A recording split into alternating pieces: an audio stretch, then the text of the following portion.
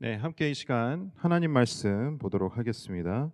로마서 1장 18절에서 32절까지의 말씀입니다. 로마서 1장 18절에서 32절 말씀입니다. 네, 저와 여러분이 한 절씩 교독하시고 마지막 32절 말씀은 한 목소리로 읽겠습니다.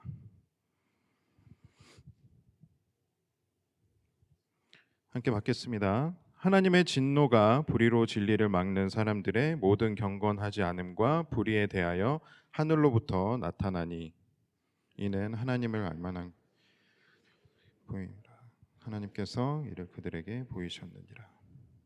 창세로부터 그의 보이지 아니하는 것들 곧 그의 영원하신 능력과 신성이 그가 만드신 만물에 분명히 보여 알려졌나니 그러므로 그들이 핑계하지 못할지니라.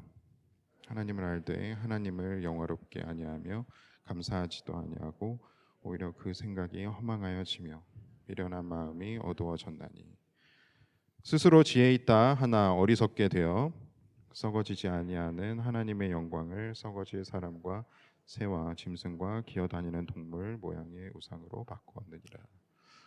그러므로 하나님께서 그들을 마음의 정욕대로 더러움에 내버려 두사 그들의 몸을 서로 욕되게 하게 하셨으니 이는 그들이 하나님의 진리를 거짓으로 받고 피조물을 더 경배하고 섬김이라.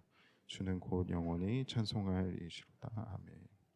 이 때문에 하나님께서 그들을 부끄러운 욕심에 내버려 두셨으니 곧 그들의 여자들도 순리대로 쓸 것으로 바꾸어 영리로 쓰며 그와 같이 너들도 순리대로 여자 쓰기를 버리고 서로 향하여 음욕을 불티하며 남자와 남자가 더불어 부끄러운 일을 행하여 그들의 그릇됨에 상당한 보응을 자신이 받았다는데 또한 그들이 마음에 하나님 두기를 싫어하며 하나님께서 그들을 그 상실한 마음대로 내버려 두사 합당하지 못한 일을 하게 하셨으니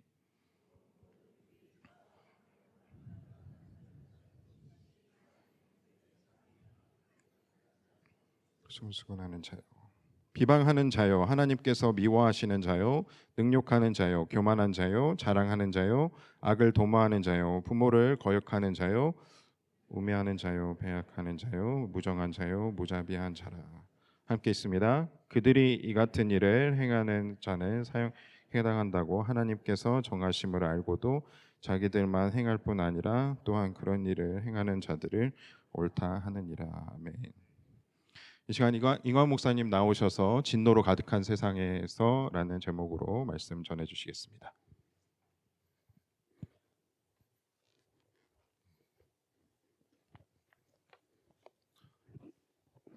네.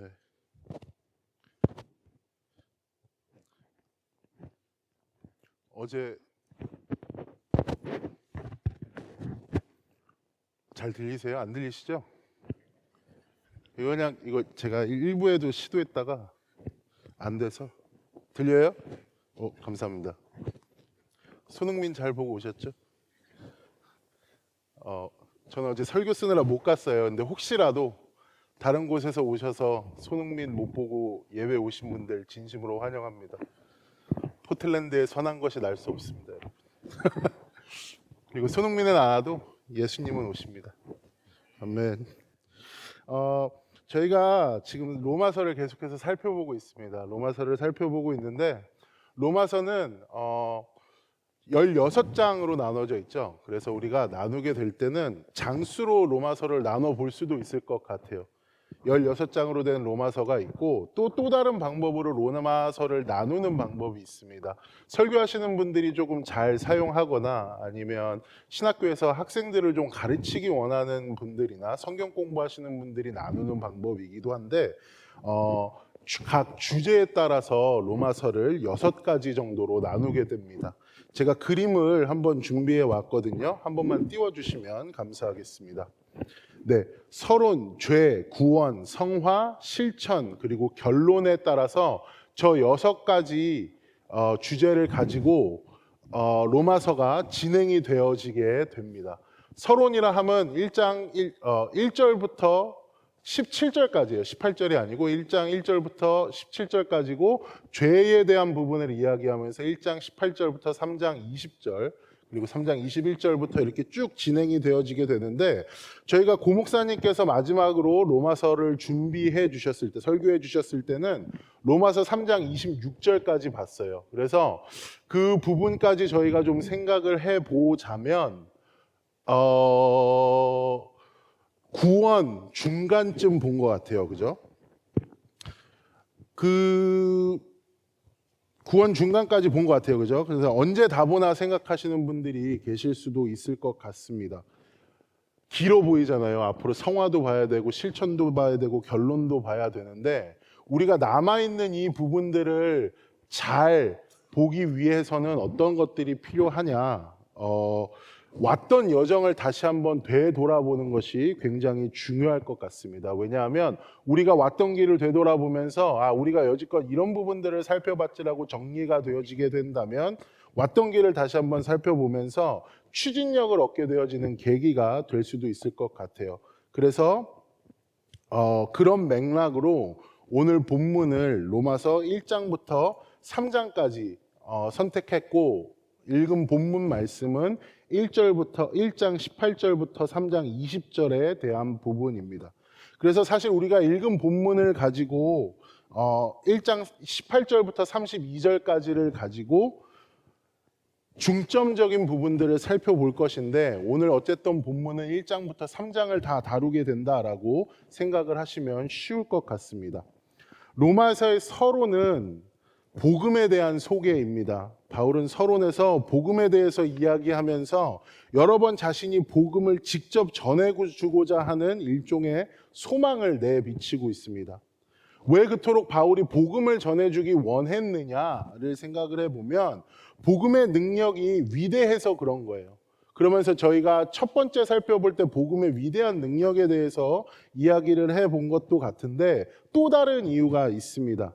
당시 교인들이 복음이 다 필요한 자들이라서 바울이 계속 자기가 실패함에도 불구하고 계속 로마로 가서 로마 교인들에게 복음을 전해주기 원한 것입니다. 왜 그들에게 복음이 필요했을까를 좀 생각해 보면 이것이 오늘 우리가 살펴볼 두 번째 주제와 연결되게 되어지는데 그 이유는 하나님의 눈으로 보자면 우리 모두가 죄인이었기 때문에 그렇습니다. 그래서 1장 18절부터 3장 20절까지 저 죄에 대해서 이야기하면서 바울은 주구장창 우리가 죄인임을 설명하는 내용이 나옵니다.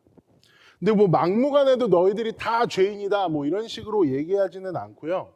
어떤 대상들을 정해서 순차적으로 죄인임을 설명해 주고 있습니다. 제가 개요를 한 번 더 준비해서 왔는데 개요 한 번만 띄워주시겠습니까? 로마서 죄의 주제에 대한 개요입니다. 1장 18절부터 32절까지의 말씀은 이방인들의 죄에 대해서 이야기를 하고 있어요. 그리고 2장 1절부터 29절까지에는 나눠지기는 하지만 이방인의 죄뿐만이 아니라 유대인들의 죄에 대해서 이야기를 하고 그들의 조금은 더 디테일한 죄, 그들이 율법을 오용하고 오해해서 그 율법을 가지고 자기들의 의를 삼으려 했던 모습들을 2장에서 이야기를 해주고 있습니다. 로마서를 진행을 하게 될 때 로마 교회에 있는 교인들이 대부분 이방인 출신이거나 유대인이라고 제가 말씀을 드렸었던 것 같아요. 그러니까 바울의 입장에서는 로마에 있는 모든 교인들에 다 대해서 이야기를 하고 있는 겁니다. 그래서 3장을 이야기하면서 이방인도 죄인이고 유대인도 죄인이라면 모든 인류가 죄 안에 놓여 있음을 3장에서 이야기를 해주고 있는 것입니다. 그래서 바울의 죄에 대한 바울의 논리는 모든 사람이 죄인이다가 바울의 전제예요. 그럼 이제 이 부분들을 좀 하나씩 살펴보기를 원하는데 로마서 1장 18절의 말씀을 먼저 살펴보도록 하겠습니다. 이렇게 나와 있습니다. 하나님의 진노가 불의로 진리를 막는 사람들의 모든 경건하지 않음과 불의에 대하여 하늘로부터 나타나나니 라고 이야기하면서 바울은 죄에 대한 부분을 이야기하면서 죄로 말미암은 하나님의 진노가 먼저 있다라고 이야기를 하고 있습니다. 죄로 말미암은 결과가 하나님의 진노다라고 생각하시면 될 것 같은데, 이 진노가 무엇인지는 조금 이따가 살펴보기로 하고, 바울은 이어서 하나님의 진노가 임하게 되어진 두 가지 경로에 대해서 이야기를 하고 있습니다. 이 부분을 이해하시는 것이 오늘 설교가 진행됨에 있어서 굉장히 중요하거든요. 그래서 여러분 이 부분을 조금 집중해서 들어주시면 감사하겠습니다. 바울이 지금 색칠한 부분들을 보시면 경건하지 않음 그리고 불의에 대해서 진노가 나타난다라고 이야기를 하고 있는 거예요. 근데 불의하지 않음을 쉽게 제가 설교하기 편하게 바꿔보면 불경건이라고도 이야기를 할 수 있을 것 같아요. 불경건과 불의.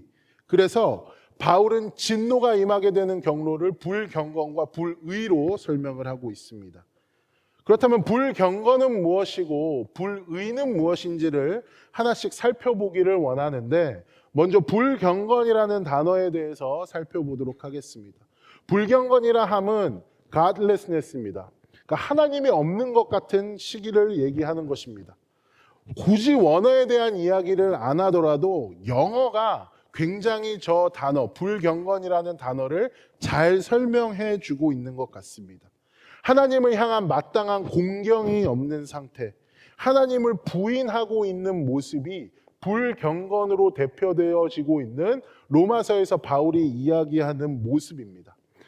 이야기할 때 하나님과 인간의 관계를 이야기하고 있는 겁니다. 교회 많이 다니신 분들은 보시면 수직적인 관계가 바로 하나님과 인간 관계를 뜻하는 것이라고 알고 계실 텐데, 지금 이 불경건이라는 것은 수직적으로 하나님과 인간 관계에 있어서 인간들이 불충실했다라는 것을 이야기해 주는 것이 불경건입니다. 불경건에 대해서 살펴봤으니까 이제는 불의에 대해서 살펴보길 원합니다. 불의를 바꿔서 이야기를 해보면 의롭지 않다라는 것이잖아요. 불의니까.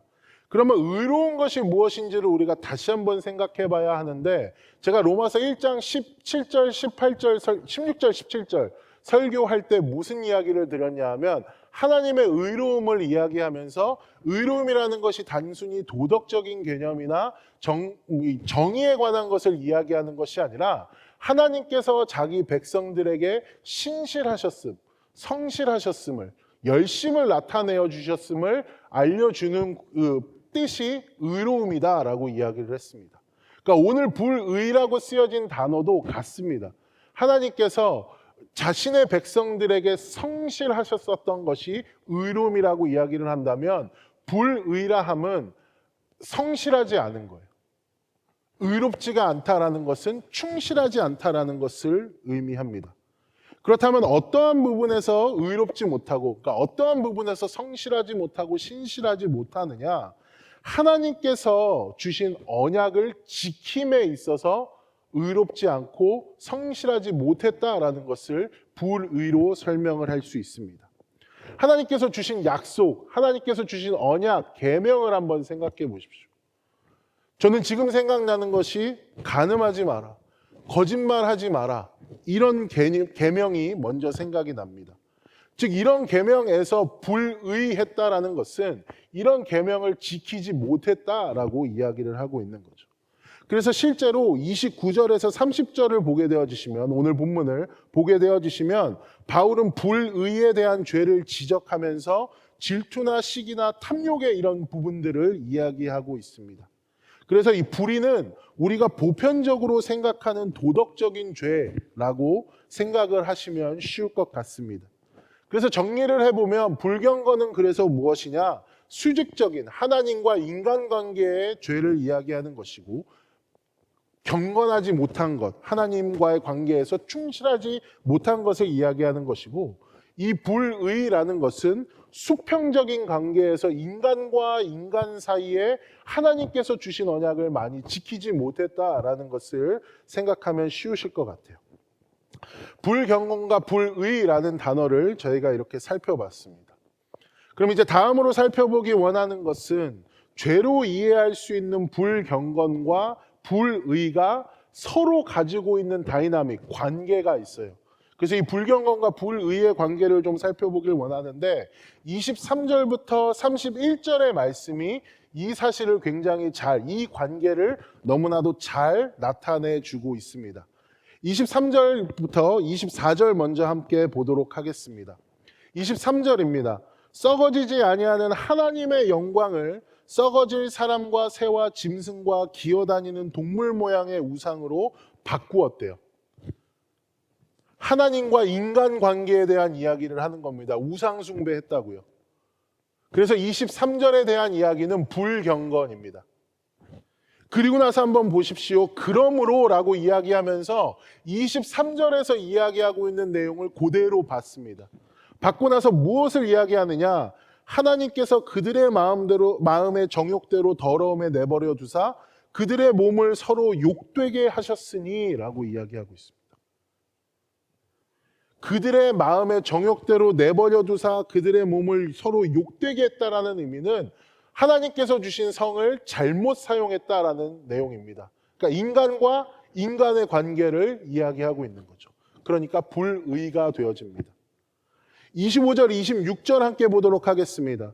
이는 그들이 하나님의 진리를 거짓 것으로 바꾸어 피조물을 조물주보다 더 경배하고 섬김이라. 주는 곧 영원히 찬송하리시로다. 아멘.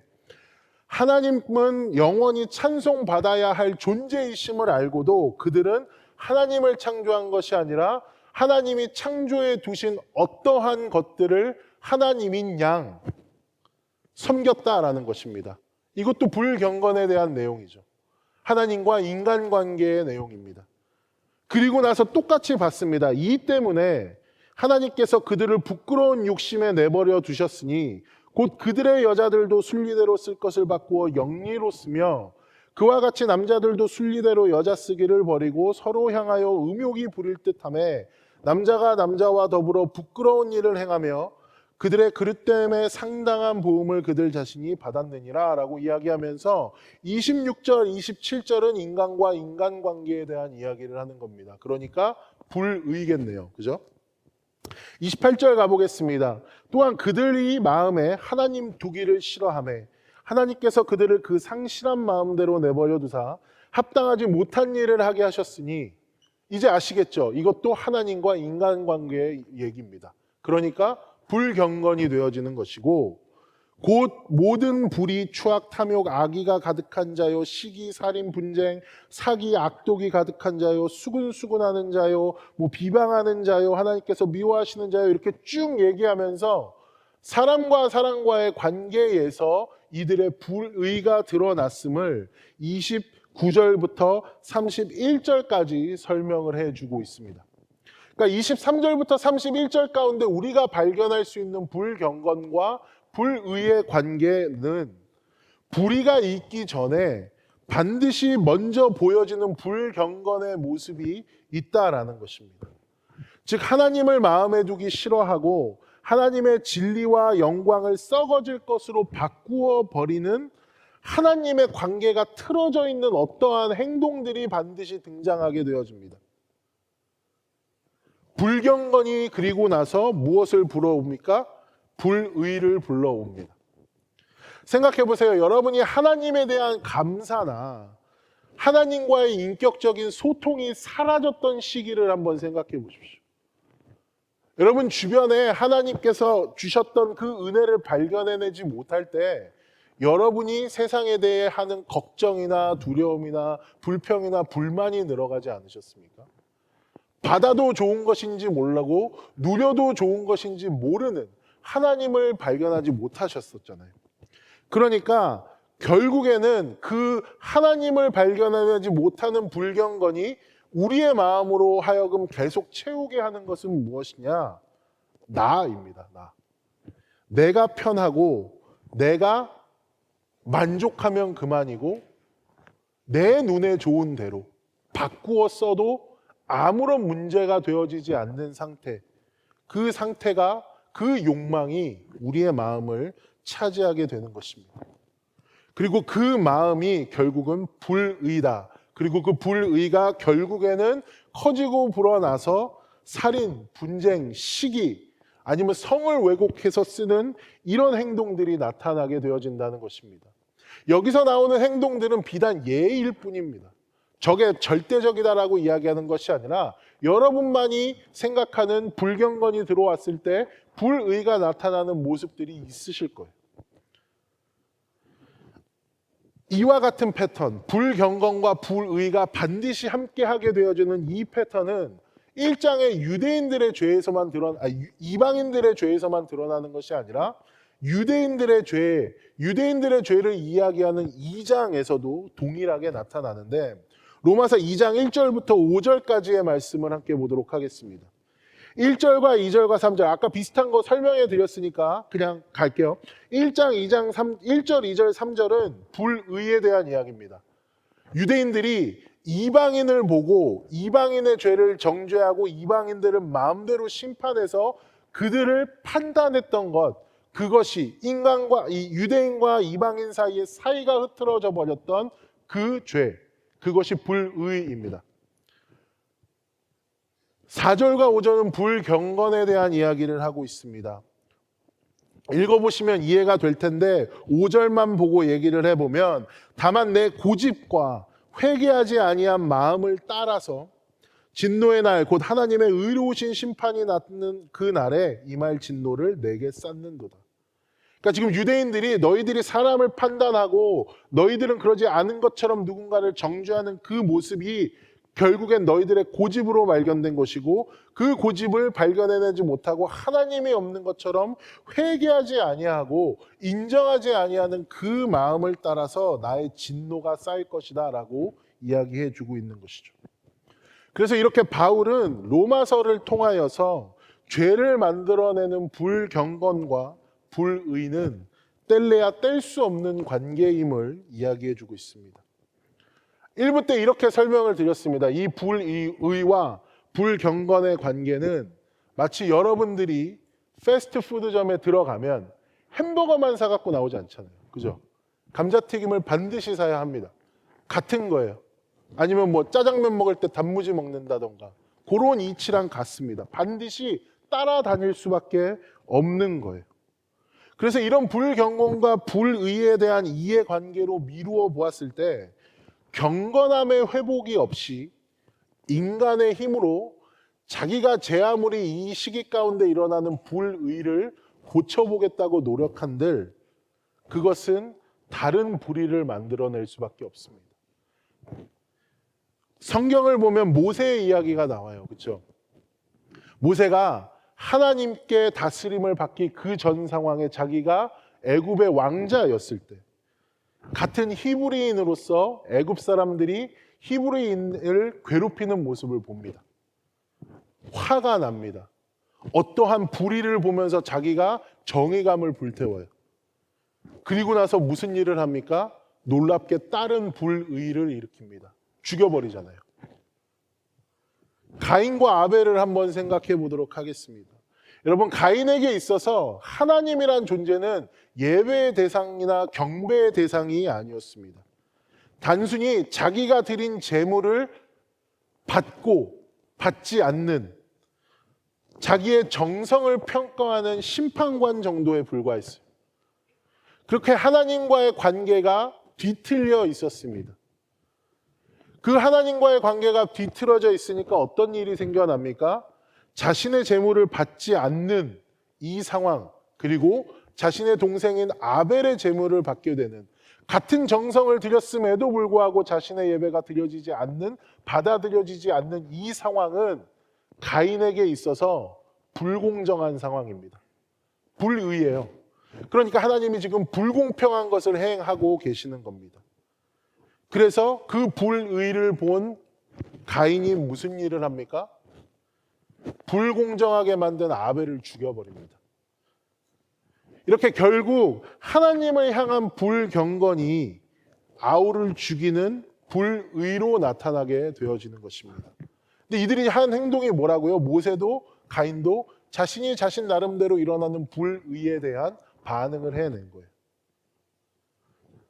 뭐 성경에서 찾을 것이 없이 우리가 살고 있는 세상에 대해 한번 이야기를 해봅시다. 여러분 지금 그 불의가 또 다른 불의를 만들어내는 결과를 보고 계시지 않습니까? 세상에 넘쳐나는 전쟁, 넘쳐나는 갈등, 이런 전쟁과 갈등이 어디서부터 시작이 될까요? 누군가가 자신이 갖고 있는 모호한 정의로 시작이 됩니다. 그 정의를 보고 내가 저기서 일어나는 불의를 내 힘으로 고쳐보겠다라고 생각을 하고 또 다른 불의를 정의라는 이름으로 행하고 있는 것입니다. 기준이 없어서 그래요. 자신이 세운 정의의 기준이 자기이기 때문에 그렇습니다. 하나님이 없는 정의는 아무리 그 앞에 하나님을 끼워낸다 한들, 포장한다 한들 힘의 논리가 될 뿐입니다. 그래서 우리는 단추를 제대로 다시 끼워야 하는 거예요. 참된 경건의 회복, 즉 회개가 일어나야 우리 눈에 비늘이 벗겨지기 시작하고 상대가, 저 불의를 행하는 상대가 내가 없애버려야 할 적이구나, 내가 정복해내야 할 대상이구나 라고 생각하지 않고 하나님께서 사랑하시는 하나님의 형상이 비극적인 상태에 처해 있구나라는 사랑의 눈으로 보기 시작하게 되는 것입니다. 그렇게 참된 불의를 해결함에 있어서 가장 먼저 해야 하는 작업은 우리가 참된 경건을 회복하는 길입니다. 바꿔 이야기하면 우리가 하나님께 돌아가는 작업이 반드시 수반되어야 하고, 하나님께 돌아가고 끝이 아니라 하나님, 내가 걸어왔었던 이 길의 방향이 잘못되었습니다라고 인정하며 하나님 앞에 회개하는 작업이 반드시 수반되어야 하는 것입니다. 여러분, 이 불의와 불경건이 밀접한 관계가 있다는 사실을 통해서 다시 또 하나 발견할 수 있는 것은 경건함과 불의는 같이 공존할 수 없다라는 것입니다. 예를 들어보면 이런 겁니다. 내 삶에, 우리의 삶에, 아니면 저의 삶에 예를 들어서 자꾸 같은 방식으로 어떠한 불이익에 대한 문제가 일어난다라고 쳐봅시다. 내가 말로 누군가에게 상처를 주는 패턴이 계속해서 반복된다고 쳐볼게요. 그래서 내 주변에 아무도 오려고 하지 않습니다. 자기만 모를 뿐이에요. 근데 나는 하나님과의 관계가 너무나도 좋다, 이렇게 이야기할 수가 없다. 내 삶은 불의로 넘쳐나게 되어지는데 어떠한 이 자리에 나와서 종교의 행위를 해낸다고 하여서, 그때 내가 어떠한 감정적인 카타르시스를 느낀다고 하여서 우리가 경건하게 되어지는 것이 아니다라고 이야기하는 것입니다. 2장에 나오는 유대인들이 그랬어요. 그들은 1장에서 바울이 지적하고 있는 이방인들의 죄를 가지고 마음대로 판단했고, 심지어 교회 안에 있는 이방인들에게도 같은 정죄의 화살을 날렸고 심판의 잣대를 가지고 와서 그 이방인들의 삶을 자기들 마음대로 재단했습니다. 정죄하고 심판당했으면 이방인들이 놀라서 회개하고 돌아올 것 같습니까? 그들의 삶에 복음이 침투했을 것 같습니까? 아닙니다. 오히려 바울은 그들의 잘못된 행위로 말미암아서 너희들이 이러한 잘못을 저질렀다라고 날카롭게 경고를 하고 있습니다. 로마서 2장 24절입니다. 제가 읽어드리겠습니다. 기록된 바와 같이 하나님의 이름이 너희 때문에 이방인 중에서 모독을 받는도다. 무서운 결과입니다. 내가 하나님과 가깝다고 말하면서 우리의 삶에 판단이나 정죄나 고집이 가득하다면, 그러한 마음을 가지고 열심을 내면서 신앙생활을 해봤자 그것이 하나님을 영화롭게 만드는 것이 아니라 오히려 세상 사람들로 하여금 하나님을 욕하게 만드는 통로가 되고 있다고 지금 바울이 얘기하고 있는 거예요. 그러므로 우리는 다시 한번 점검을 해야 합니다. 내가 말하는 경건이 과연 내 삶의 정의로운 관계나 태도로 증명되고 있는지를 한번 생각해 봐야 합니다. 만약 여러분의 주변에 상처와 갈등, 이런 불의가 가득하다라고 이야기를 하면 바울의 논리상 우리가 붙들고 있는 경건은 높은 확률로 가짜일 것이 충분합니다. 이렇게 여러분, 바울은 1장과 2장을 통해서 이방인이나 유대인이나 모두 하나님 보시기에 악한 죄인이라는 것을 이야기하면서 결국에는 3장으로 그 토픽을 다시 끌고 와서 인간의 모습이 무엇이냐, 그 부분을 지적해냅니다. 로마서 3장 9절부터 12절입니다. 새 번역이 조금은 더 직설적인 것 같아서 제가 새 번역을 가지고 왔습니다. 제가 읽어보겠습니다. 그러면 무엇을 말해야 하겠습니까? 우리 유대 사람이 이방 사람보다 낫습니까? 전혀 그렇지 않습니다. 유대 사람이나 그리스 사람이나 다 같이 죄 아래 있음을 우리가 이미 지적하였습니다. 성경에 이렇게 기록되어 있습니다. 의인은 없다, 한 사람도 없다. 깨닫는 사람도 없고 하나님을 찾는 사람도 없다. 모두가 곁길로 빠져서 쓸모가 없게 되었다. 선한 일을 하는 사람은 없다, 한 사람도 없다. 모두가 죄 아래 있다. 죄 아래 있는 비참한 인생이 우리의 모습이며 우리의 실상입니다. 그리고 바울은 이어서 오늘 본문 18절을 통해서 하나님의 진노가 이렇게 죄악된 우리의 인생 가운데 나타났다라고 말을 하고 있는 것입니다. 18절 다시 한번 보겠습니다. 18절에서 주목해야 할 것은 바울이 하나님의 진노가 나타났다라고 이야기할 때 쓴 시제입니다. 바울은 미래형을 이야기하고 있는 것이 아닙니다. 현재형을 쓰고 있어요. 이미 하나님의 진노가 나타날 것이다가 아니라 하나님의 진노가 이미 진행되고 있고 우리는 그 영향력 아래 살고 있다라고 이야기하고 있습니다. 그러니까 이미 우리가 살고 있는 이 곳이 하나님의 진노로 가득한 곳이다라고 이야기를 해주고 있는 겁니다. 그럼 하나님의 진노로 가득한 세상이 무엇인가? 하나님의 진노가 무엇인가? 마지막으로 이 부분을 살펴본 뒤에 오늘 말씀을 마치려고 합니다. 보통 우리가 하나님의 진노라고 생각을 하면 성경에서 읽어왔듯이 악한 일을 할 때 불벼락이 떨어지거나 갑자기 심장마비에 걸리거나 병에 걸리거나 어떠한 받게 되는 저주를 여러분들이 떠올리실 것 같아요. 즉각적인 응징을 떠올리실 것 같습니다. 그렇다면 지금 이 자리에 살아 있을 수 있는 사람은 단 한 명도 없습니다. 사실 그 반대 같아요. 우리가 죄를 짓고 있는데도 불구하고 좀 넘어가는 것 같습니다. 그죠?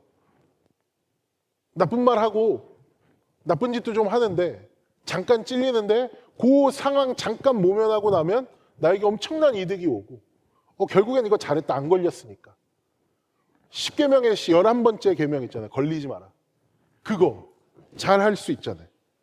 그러니까 내가 불경건과 불의를 저질러도 하나님의 진노가 없는 것 같은 것처럼 여겨져서 세상이 너무나도 살만하구나 라고 생각하시는 분들이 계실 것 같아요. 하지만 그런 분들이 계신다면 하나님의 진노를 오해하고 계시는 겁니다. 하나님이 말하는, 성경이 이야기하고 있는 하나님의 진노는 그런 것이 아닙니다. 다 찾아보지는 않겠습니다. 근데 여러분 눈으로 한번 반복되는 표현을 한번 보세요. 24절, 1장 24절, 1장 26절, 1장 28절. 그 안에서 3번이나 반복되는 표현이 있는데 그것은 무엇이냐 하면 하나님께서 내버려 두셨다라는 표현입니다. 내버려 두신다고요. 이것이 바로 바울이 말하는 하나님께서 진노를 이 땅 가운데 나타내시는 방법입니다. 놔두시는 것. 마치 하나님이 그 죄악이 가득한 곳 가운데 계시지 않는 것 같이 의도적으로 하나님의 부재를 만들어내신다, 그 말입니다. 여러분이 이 논리를 이해하기 쉽게 한번 설명을 해보겠습니다. 저는 혈압이 높아요. 그런데 감자튀김을 너무 좋아합니다. 만약에 하나님이 저를 사랑하셔서 간섭하신다면 제가 감자튀김을 먹으려고 할 때마다 입맛이 떨어져야 돼요. 기름 냄새 맡기조차 싫어야 돼요. 그죠? 그 위고비, 마운자로 이런 거 먹은 것처럼 식욕이 사라져야 된다고요. 그게 은혜잖아요. 근데 저는 그 반대입니다. 교회 끝나고 들어갈 때 특히 못 참습니다. 맥도날드 가면 2불, 뭐 하나 사면 2불로 큰 라지 프라이즈를 먹을 수 있는 딜이 언제나 있어요.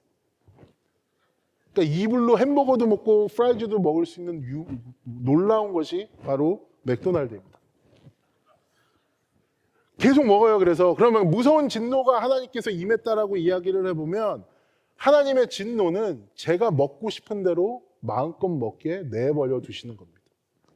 말리는 사람도 없고 당장 먹어도 아무 일도 일어나지 않으니까 저는 어떤 일을 합니까? 계속 먹게 돼요. 그럼 결국 어떻게 될까요? 굳이 얘기하지 않아도 여러분들이 알고 계시는 그 일이 저에게 되게 슬픈데 일어날 수도 있지 않을까 싶습니다. 그러니까 감자튀김이 제 혈관을 막을 거고 제 몸을 스스로 파괴하지 않을까 싶어요. 이런 논리입니다. 그래서 진노라는 것은 하나님의 진노가 가득하다라는 것은 이렇게 정리할 수 있겠습니다. 하나님이 굳이 죄악이 있는 상황 가운데에 벼락을 내리셔서 그들을 벌하지 않으셔도 하나님께서 우리를 우리의 욕심대로 살도록 내버려 두시는 것이, 그래서 우리가 선택한 그 죄가 스스로 우리의 인생을 갉아먹고 파멸로 몰고 가게 두는 것이 결국에는 하나님께서 우리에게 내리시는 진노다라는 것입니다. 어쩌면 하나님이 죄를 심판하시는 가장 무서운 방법일 수도 있을 것 같아요. 뭐냐 하면 하나님의 부재가 있는 곳이 어딘지 아세요? 지옥이에요. 우리는 지옥이라는 걸 생각할 때 불구덩이 생각하잖아요. 아니요. 하나님의 계시지 않는 곳이 지옥입니다. 그렇다면 진노 가운데 하나님께서 의도적으로 자신의 부재를 나타내신다라고 이야기한다면, 그리고 이 세상이 진노로 가득한 세상이다라고 이야기한다면 여러분 지금 어디 계신 겁니까? 지옥에 살고 계시는 거예요. 여러분 성경에서 내버려 두시는 이 하나님의 진노가 얼마나 처참한지 보여주는 대표적인 인물이 있습니다. 사울 왕입니다. 사울이 반복해서 하나님의 말씀을 거역합니다. 자기의 고집대로 그 나라를 이끌어 갑니다. 그때 성경은 그 사울의 행동을 기록하면서 굉장히 무서운 기록을 남깁니다. 사무엘상 16장 14절입니다. 여호와의 영이 사울에게서 떠나고 여호와께서 부리시는 악령이 그를 번뇌하게 한지라. 하나님께서 부리시는 악령이 사울을 못 살게 군 게 아니라 하나님의 영이 사울에게서 떠나버리니까 사울이 가지고 있던 그 질투, 시기, 다윗을 향한 그 분노, 이 모든 것들이 사울을 힘들게 만들어 버렸다라는 겁니다. 그러니까 결국에 생각을 해보면 사울에게 내린 하나님의 진노는 하늘에서 불벼락이 떨어지는 것이 아니에요. 하나님의 떠나심이고 하나님의 부재였습니다. 이후로도 사울은 하나님이 떠나시고 난 다음에 하나님을 찾는 일들이 나와요. 하지만 사울에게 어떤 방법으로도 하나님은 응답하지 않으십니다. 꿈으로도, 우림으로도, 선지자로도 그에게 대답하지 않으십니다. 완전히 내버려 두시는 것입니다. 이렇게 바울은 하나님의 진노가 얼마나 무서운지, 그리고 그 진노가 가득한 세상 가운데 사는 것이 어떠한 의미인지, 그리고 그 진노의 원인이 결국에 불경건하고 불의한 죄가 우리 안에 가득 차고 넘쳐서 그런 것임을 이야기해 주고 있습니다. 그것이 아까 말씀드린 바울이 1장 18절부터 3장 20절까지 이야기하고 있는 그 누구도 자유로울 수 없는 죄의 영향력입니다. 죄의 결과라고요. 근데 분명히 여기서 설교를 끝내면 그렇잖아요. 분명히 저에게 카톡 주시는 분들 계실 겁니다. 목사님, 이렇게 하시면 안 되지 않습니까? 매주 설교 끝나고 몇 개씩 받아요. 하지만 개의치 않습니다. 3장 21절 보겠습니다. 3장 21절은 죄에 대한 주제가 넘어가고 구원에 대한 주제가 시작되어지는 부분이에요. 근데 제가 일부러 새 번역을 읽을 겁니다. 여러분과 함께 읽을 건데요. 왜냐하면 개역개정은 드라마틱하지가 않아요. 그래서 여러분 새 번역으로 한번 로마서 3장 21절을 읽어보겠습니다. 시작. 그러나 이제는 율법과는 상관없이 하나님의 의가 나타났습니다. 그것은 율법과 예언자들이 증언한 것입니다. 여러분이 주목하셔야 하는 단어 색깔로 칠해놓은 그러나입니다. 방금 1장 18절부터 3장 20절까지 주구장창 뭐 얘기했어요? 죄에 대해 이야기했습니다. 모두가 죄의 영향력에 있고 의인은 없고 하나도 없고 너희들이 하는 일은 그냥 그 부끄러운 것이 부끄러운 줄도 모르고 계속해서 쌓아가는 악독이다. 그리고 너희들이 결국에 불러오는 것은 무엇이냐? 하나님의 진노고 너희들이 그 진노 가운데 살고 있다라고 이야기하는 것이 1장 18절부터 3장 20절이잖아요. 그리고 거기서부터 자유로울 수 있는 자들은 하나도 없다라고 이야기를 하고 있는 겁니다. 아마 3장 20절까지 성경을 읽으시는 분들은 굉장히 무서울 겁니다. 아니면 뭔가 불편하고 뭔가 개운치 않으며 화가 나시는 분들도 있으실 것 같아요. 자꾸 죄인이라고 뭐라 하니까. 혹시라도 두려움을 느끼시는 분들 한번 생각해 보십시오. 큰일 났다, 이제 우리 어떡하지? 라는 생각, 절망에 빠지지 않으시겠습니까? 그리고 놀랍게도 우리는 그 절망으로 인해서 뭐를 해요? 본능적으로 죄를 감추려고 하잖아요. 수많은 우리가 죄를 지을 수 있는 이유에 대해서 정당화를 시키고 자기 합리화를 하고 항상 어쩔 수 없었음을 이야기합니다. 하나님은 이미 우리의 죄에 대해서 용서와 씻음의 길을 열어두셔서 우리가 아무 허물 없이 죄를 고백할 수 있도록 만들어 주셨는데 우리는 그것을 모르고 거꾸로 사랑만을 계속 강조하면서 죄를 정직하게 고백하지 못하게 만드는 모순에 빠져 있잖아요. 그렇게 죄의 영향력 아래 있을 때에 바울이 구원에 대한 이야기를 하면서 엄청난 반전을 기록해 두는 겁니다. 그러나 너희들이 죄에 빠져서 진노 가운데 있을 때에 그러나 하나님의 의가 나타났다. 차별 없는 의가 있다. 이러면서 예수 그리스도로 말미암는 구원을 강조하고 있는 거예요. 바울에게 있어서 그래서 죄를 지적하는 것은 아무런 문제가 되어지지 않습니다. 왜요? 바울 자체는 죄사함의 능력을 너무나도 잘 알고 있기 때문에 죄를 고백하는 데 있어서 꺼리낌이 없게 되어지는 거예요. 그러니까 바울은 지금 이 불편한 내용을 왜 굳이 이야기하느냐? 니네 다 죽었다, 니네 이제 끝났다 얘기하려고 하는 것이 아니라 우리들 살리려고 적어둔 것이라고. 이게 너무 소름 돋지 않으십니까? 저는 이거 저번 주 금요일 날 읽었거든요. 저희 성경 읽기 하는 그 그룹이 있는데 그 그룹에서 함께 소리내고 읽다가 그러나라는 이 단어, 저희는 세 번역으로 읽는데 이 그러나라는 부분을 보고 정말로 몸에 소름이 돋았습니다. 여러분 집에 가셔서 다시 한번 1장과 3장을 읽어보실 때 쉬지 마시고 한 호흡대로 읽어보십시오. 그리고 반드시 저 21절 그러나 얘기하는 부분에서 멈춰보시고 하나님이 여러분에게 그 상태에서 무엇을 이야기하시는지 그 말씀의 능력을 경험하시길 원합니다. 그러면서 이제 21절에서부터 3장으로 시작되어지는 부분은 아까도 말씀드렸다시피 구원에 대한 내용을 이야기해 주는 거예요. 근데 이것도 다 설명하면 너무 힘드니까 제가 요한복음에 나오는 단 두 구절로 3장이 어떻게 마무리되고 있는지를 살펴보겠습니다. 요한복음 3장 16절부터 17절까지의 말씀입니다. 우리 한 목소리로 함께 읽어볼까요? 시작. 하나님이 세상을 이처럼 사랑하사 독생자를 주셨으니 이는 그를 믿는 자마다 멸망하지 않고 영생을 얻게 하려 하심이라. 하나님이 그 아들을 세상에 보내신 것은 세상을 심판하려 하심이 아니요 그로 말미암아 세상을 구원받게 하려 하심이라. 여러분, 요한복음 3장 16절에서 하나님이 세상을 이처럼 사랑하셨대요. 여기서 말하고 있는 세상에 대해 여러분 한번 생각해 보십시오. 하나님이 창세기에 애시당초 보시기에 좋았다고 얘기하는 세상이 아닙니다. 여기서 말하는 하나님께서 사랑하셨다라는 이 세상은 방금 우리가 살펴본 하나님을 마음에 두기 싫어해서 각기 고집대로 살아가고 있는 불경건한 세상입니다.